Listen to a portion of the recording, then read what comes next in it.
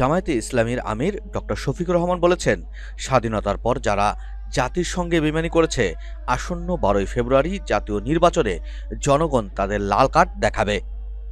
বুধবার দুপুরে চাঁপাইনবাবগঞ্জ সরকারি কলেজ মাঠে অনুষ্ঠিত নির্বাচনী জনসভায় তিনি এসব কথা বলেন।